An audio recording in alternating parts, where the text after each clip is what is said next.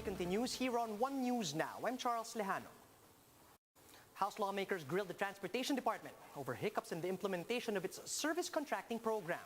To give us more details, we have Marian Enriquez reporting to us live from Manila. Good afternoon, Ma, and could you give us the key points during the hearing?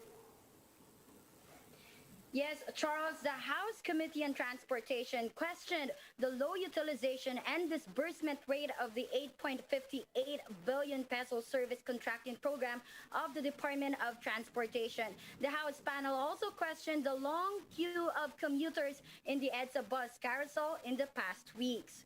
Under the service contracting program, PUV drivers and operators are supposed to get paid by the government for offering free transportation to the public. The program is also the DOTR's way to cushion the impact of the COVID-19 pandemic on affected drivers. Out of the 8.58 billion peso budget for the program, the DOTR said that only nearly 12% have been utilized. That's around 653 million pesos under the Bayanihan 2 budget. LTFRB Chairman Martin Delgra hopes that the pending bill extending the validity of the Bayanihan 2 until December 31 this year will be passed into law. Also brought up during the hearing were the long lines of commuters along the EDSA carousel recently. Quezon City Representative Bong Suntay said that there's not enough buses flying the EDSA route. There should be 500 buses on EDSA daily, but only less than 400 are on the road. The Mega Manila Consortium explained that the DOTR only allows low-floor or modern buses to ply the EDSA carousel. Suntay suggested that a 70-30 formula should be considered. He said that for every 7 modern buses, 3 traditional buses should be allowed to traverse the route. Suntay added that the LTFRB should also require the consortium to transform 5% of the 30% traditional buses to low-floor buses every month. Delgra welcomed the lawmakers' suggestion and vowed that this will be tackled in their next meeting. Charles, the LTFRB, meanwhile, is appealing for more PUV drivers to join the service contracting program in order to increase the buses flying the EDSA carousel route. Delgra also added that 20 additional buses will be deployed to the route this week. Charles? Thanks for that. That was Marian Enriquez joining us live from Manila. Here are other stories we are keeping our eyes on. 4 more cases of the more infectious Delta variant were recorded in returning Filipinos. 3 of the cases came from South Korea, while the other one came from Saudi Arabia. The health department says 1 patient remains admitted, while 3 others have already recovered. The Makabayan bloc wants a house probe into the killing of 3 LUMADs in a military operation in Surigao del Sur. The victims included a 12-year-old girl were reportedly shot while farming last week, and the military has claimed that the 3 were communist rebels. And in sports, the South Korean basketball team is getting praise online for being a good sport, despite 2 losses to Gilas Pilipinas in the FIBA Asia Cup qualifiers. On Twitter, the South Korean team's liaison officer Aldo Tong shared a photo of their clean changing room with the caption, "No hard feelings." We'll have more stories after a quick break. Stay with us.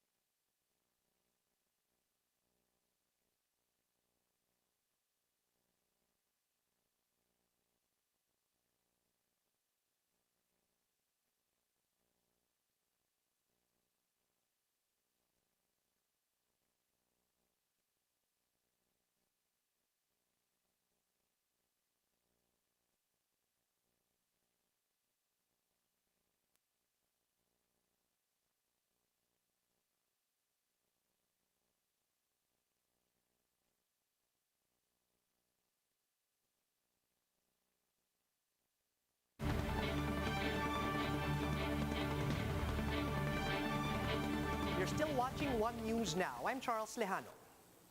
A barangay in Davao de Oro has declared a state of calamity following a diarrhea outbreak that killed at least 5 people and had some 200 residents hospitalized.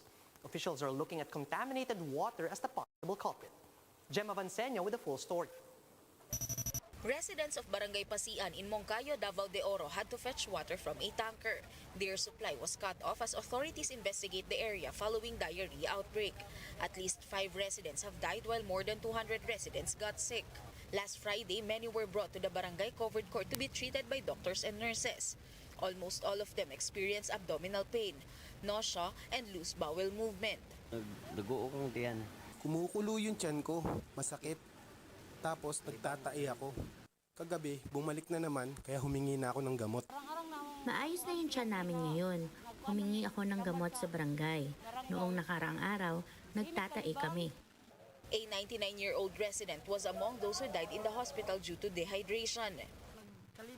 Nagkaroon siya ng LBM. 3 days yata yun. Pinainom namin ng gamot. Pero hindi na raw niya talaga kaya.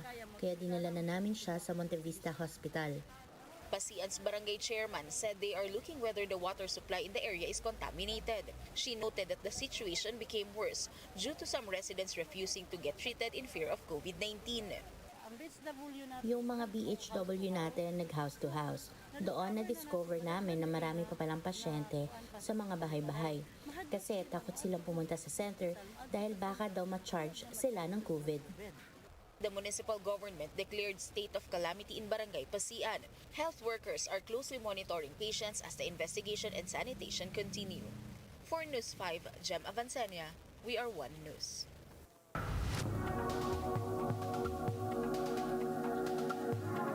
Brazilian activists put up 500 red roses on Copacabana Beach in Rio de Janeiro as their country's COVID death toll surpassed 500,000.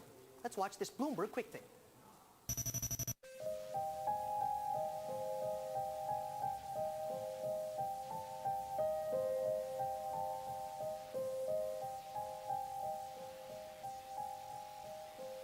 Onde erramos? Onde erramos? A sociedade tem que responder essa pergunta, porque parte dela, infelizmente, deu apoio cego, fanático, incondicional a alguém que em nenhum momento dessa pandemia demonstrou empatia pelo povo brasileiro.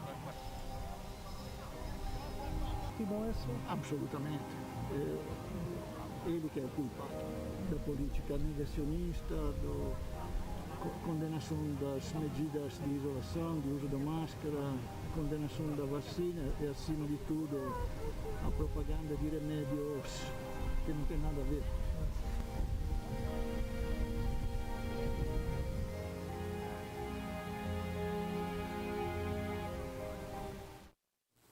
For more updates, visit News 5, the Philippine Star, and Business World online.